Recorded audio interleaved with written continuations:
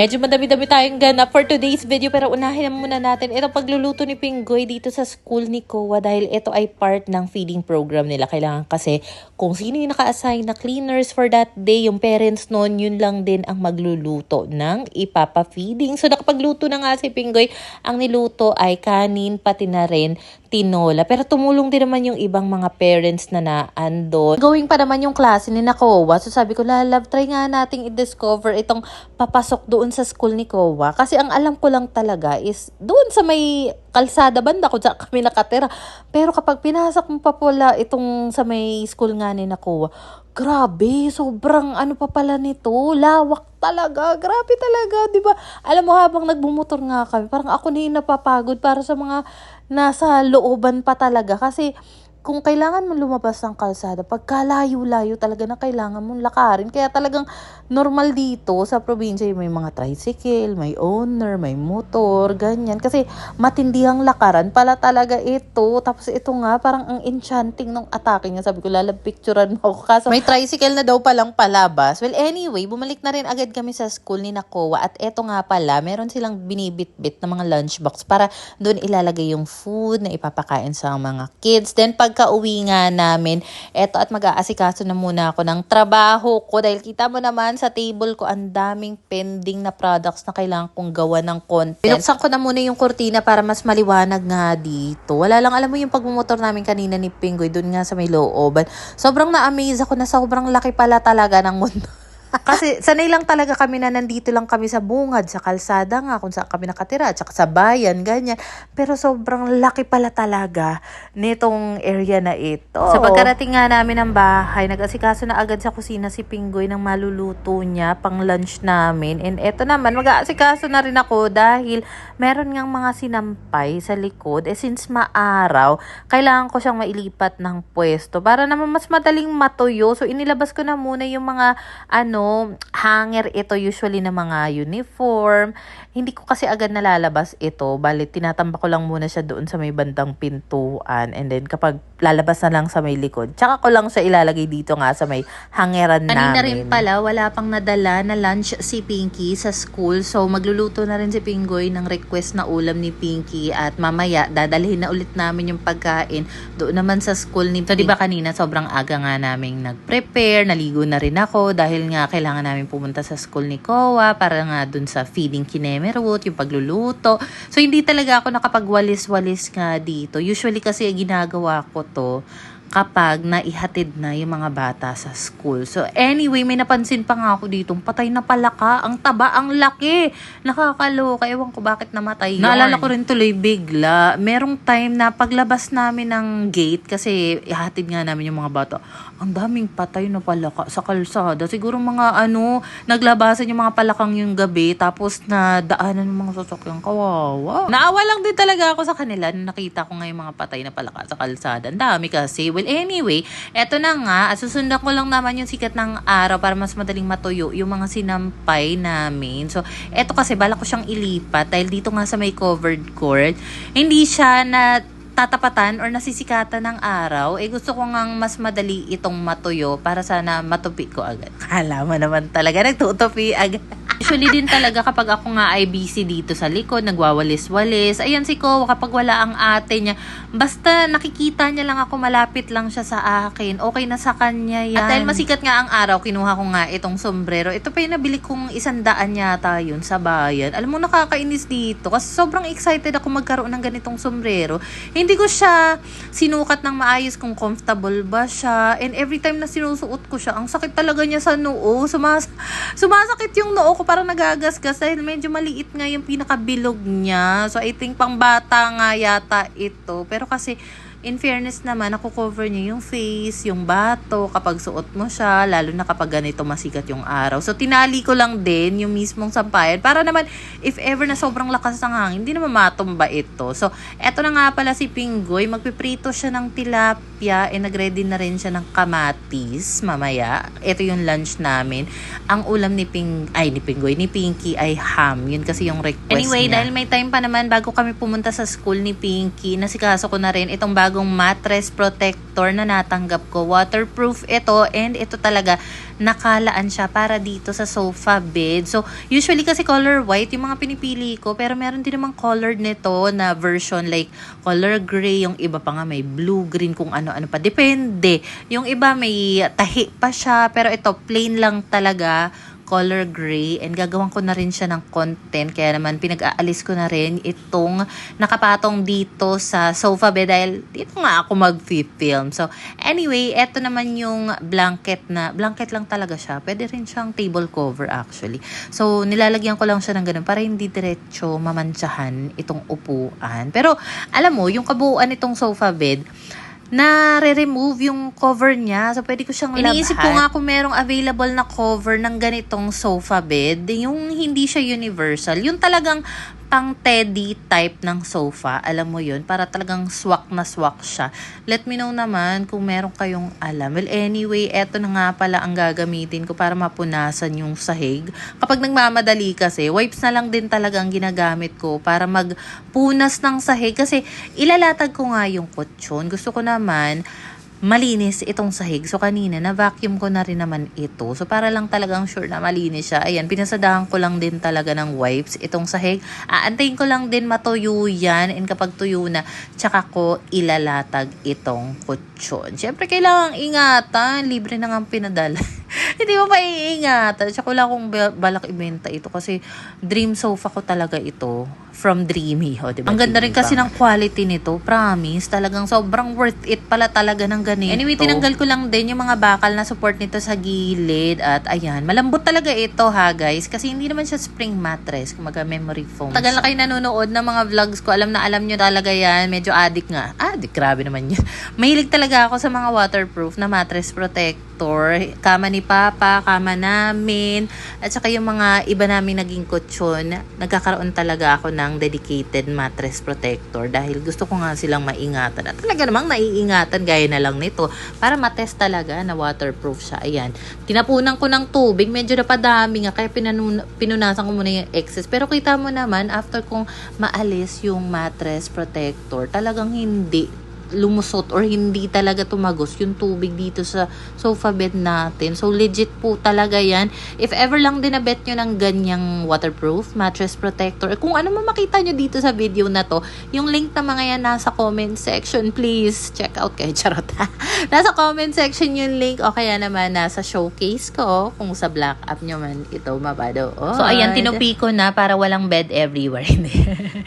And sakto rin kasi kailangan na namin umalis. Ayun na nga, hinatid na namin yung food ni Pinky. Pagka-uwi naman namin, nag-lunch lang kami saglit. Then, dinala namin si Leo Cupcake sa vet. May follow-up check-up siya. Tinurukan siya ng 7-in-1. Binigyan din siya ng gamot para doon sa skin disease niya. Diba nga, nagkagalis nga siya. Bumili na rin kami ng bagong nireseta na shampoo, sabon. Grabe, ang mamahal. Shampoo, sabon pa lang ni Leo Cupcake. 1-2 na. Yung mga vaccine pa, ang gastos magkaroon ng alagang aso, pero carry lang anyway. Eto na nga pala yung natanggap ko na bagong mahihigaan ni Leo Cupcake. And kanina rin pala, pumunta kami ng bayan ni Pinggoy. Eto nga yung nabili ko na cage na magagamit ni Leo Cupcake. Kasi initially talaga is o-order ako online nito. Kaso, nagka-aberya. So, eto na lang, bumili na lang ako. Ito na yung pinakamura. Medyo malaki-laki na cage na nakita ko. May partition pa ngayon na removable sa gitna. Pwede daw dyan 2 puppies, ganyan. Pero aalisin namin dahil nga etong pet bed na natanggap ko for Leo Cupcake, medyo malaki siya. So, gusto ko spacious naman yung gagalawan ni Leo Cupcake. Grabe naman talaga. O, diba? Tapos may removable, pop tray din siya dito sa ilalim. So, ayan na nga po ang kanyang hopefully din talaga mas mabilis gumaling yung condition nga ni Leo Cupcake. And nakakatuwa kasi ang ganda ng gamit niya. Sana all talaga. Si Alam mo, Pinky, sakto kasi, kararating lang nila, sinundo siya ng daddy. Sabi niya, bakit si Leo Cupcake may sariling bed daw? Hala, grabe, ba't may pa ganong eksena? Gusto yatang pumasok din sa cage ni Pinky. Nakakaloka tong bata. before kasi nitong cage, meron kaming pinapagamit na parang yung acrylic na malaking storage box para kay Leo. Pero hindi naman siya completely closed. Okay naman siya doon. Kaso, gusto ko nga na mas malaki yung mas maayos yung matutulugan At niya. kita mo naman, kahit itong si Papa, excited nga rin. O, diba, siya pa nag-set up ng higaan ni Leo Cupcake. Grabe naman talaga yan. Naisip ko dapat pala meron kaming extra pa na ganitong bed para if ever na mamantsahan na nga yan, at least meron kaming pangpalit. Pero pagpasok nga ni Leo dito sa loob, naninibago pa talaga siya. Pero saglit lang talaga, nalingat lang kami. Ayun, ang ganda na ng tulog niya. Nakatulog na. Lapot kasi niyan. Yung link nga pala ng pet bed Alam niyo na, nasa baba nitong video. Kung napapansin nyo, sa mga nakaraang video ko, meron akong nakapwesto dito na Arinola. Portable toilet to, pero hindi pa namin siya ginagamit. Dahil ibibigay ko nga to sa kuya ko. Gustong gusto ko kasi yung ganito namin na nakapwesto sa kwarto. Sobrang gamit na gamit talaga namin. So sabi ko, perfect din ito para dun sa kuya ko. Kasi di ba may second floor sila para kapag naihi yung wifey niya, at least pwedeng dito na lang kaysa mag-akyat baba pa sila. So hopefully very soon ma-pick up na nila itong mga gamit para mabawasan naman yung mga tambak namin sa bahay. And kinabukasan na nga pala ito. First time kong lumuwas. Simula nung lumipat kami ng Batangas, mga 3 buwan bago pa lang ako nakaluwas dahil papacheck up namin yung mata ng mga bata. Wala kasing pedia, opta. Or ano bang una? Optapedia. Dito sa area namin. Talaga nire-recommend kami na lumuwas sa Manila. So, eto na nga at papunta na nga po kami. Umalis kami siguro before 5 o'clock, mga ganon. Medyo malayo. Talagang grabe rin yung biyahe namin. Pero so far, na-enjoy din naman talaga namin. Especially yung mga bata. Lang ulit kasi namin sila na ibiyahe na medyo malayo-layo. So, kaya namin sila dadalhin dito. Si Pinky kasi nung pina-check up namin siya sa EO before, ang sabi, mataas nga daw yung grado niya. Kailangan kasi sa pedia opta. Kasi may ipapatak muna sa mata. Tapos bago mag-recommend ng salamin. Ganon-ganon. So, ayun nga, ang astigmatism ni Pinky, 400. So, kailangan talaga niyang magsalamin. So, dito naman sa katabing hospital na pinuntahan namin, dito na kami bibili ng salamin niya kasi ito rin yung nirecommend nila na matibay daw, maganda daw, ganyan-ganyan. Grabe. Butas talaga ang bulsa dahil pagkamahal-mahal pala ng mga ganito. 5,200 siya. Buti na tawaran ko. Bali, 4,980 na lang. Ay, grabe. Medyo matagal din kami sa ospital. Ilang oras din kami nag-antay doon kasi medyo marami rin pasyente yung pedia opta. So, dito nga pala kami napadpad sa SM dahil nag-crave daw si Pinky ng Sabaro. Ewan ko for some reason bakit nabanggit ang Sabaro. So, yun yung pinakamalapit namin na kainan. And may Lydia's Lechon. So, kumain na rin kami. So, hindi rin kami nagtagal.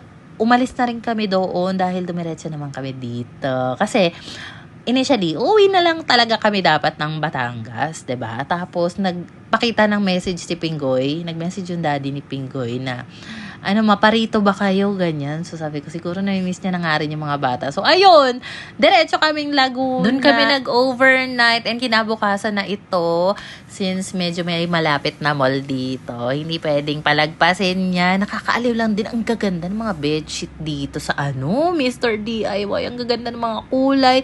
Gingham print pa. Pero, ang kailangan ko lang naman bilhin dito is yung mga importante kasi nagliliitan na rin yung mga tsinelas ng mga bata. Grabe, ang bilis sumaba ng mga paan nila. So, sila na pinapili ko kung anong tsinelas yung gusto nila. Tapos kahapon nung nasa SM kami, binilhan ko na rin sila ng extra shirt and shorts, underwear. Hindi talaga, planado tong pagpunta namin ng Laguna. Kaya wala kami masyadong damit.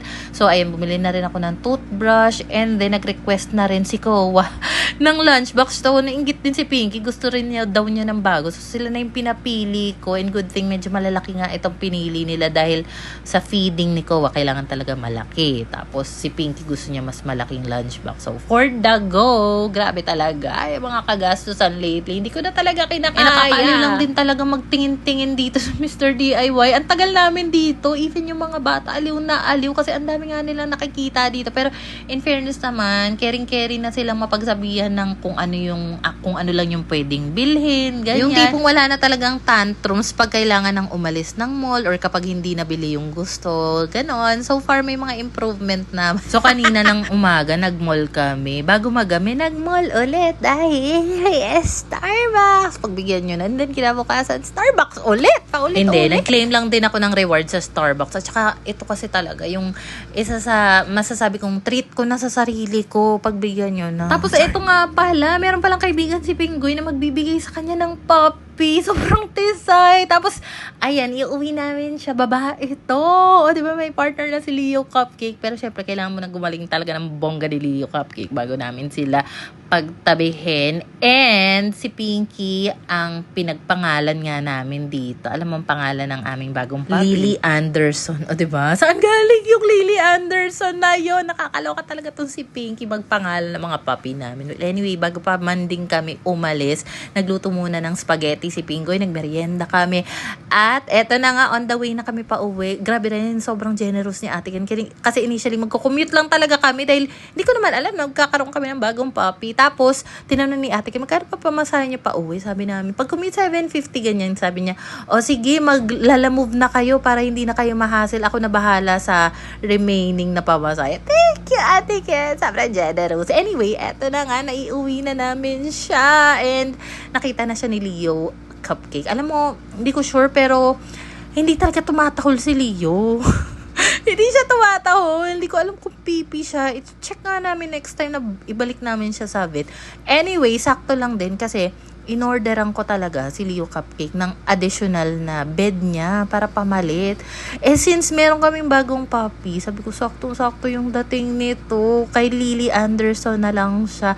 Buti na lang color green din yung pinili ko para pwedeng pambabae, pwedeng panlalaki. Diba? So, ayan. Si Papa na ulit nag-set up ng higaan ni Lily Anderson. And eto nga palang cage niya.